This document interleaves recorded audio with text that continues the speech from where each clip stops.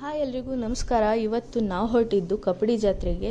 First ನಾವು auto ಹೊತ್ಕೊಂಡು bus ಸ್ಟ್ಯಾಂಡಿಗೆ ಹೋದ್ವಿ. ಬಸ್ ಸ್ಟ್ಯಾಂಡಿಂದ ಬಸ್ಸಲ್ಲಿ ನಾವು ಹುಣಸೂರಿಗೆ ರೀಚ್ ಆದ್ವಿ. ಹುಣಸೂರಲ್ಲಿ ಸಿಕ್ಕಾಪಟ್ಟೆ ಜನ ಇದ್ದರು, ಎಲ್ಲರೂ ಜಾತ್ರೆಗೆ ಹೋಗೋರೇ ಆಗಿದ್ದರು. ಆದ್ದರಿಂದ ಬಸ್ಸಲ್ಲಿ ಸೀಟ್ ಸಿಗಲಿಲ್ಲ. ಒಂದೇ ಒಂದು ಸೀಟ್ ಇತ್ತು, ನಮ್ಮಮ್ಮ ಕೂತ್ಕೊಳ್ಳಿಲ್ಲ. ಹಾಗೆ ನೋಡ್ತಾ ಇರಬೇಕಾದ್ರೇ ಕೆ ಆರ್ ನಗರ ಕೂಡ ಬಂತು.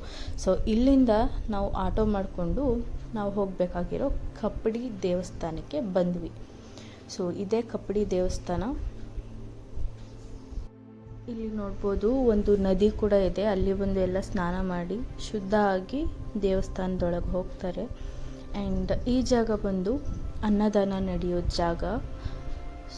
ಇದು ಐ ಥಿಂಕ್ 2 ಗಂಟೆವರೆಗೆ ಇರುತ್ತೆ. ನಾವು ಕೂಡ ಊಟ ಮಾಡಿಕೊಂಡು ದೇವಸ್ಥಾನದ ಒಳಗಡೆ ಹೋದ್ವಿ.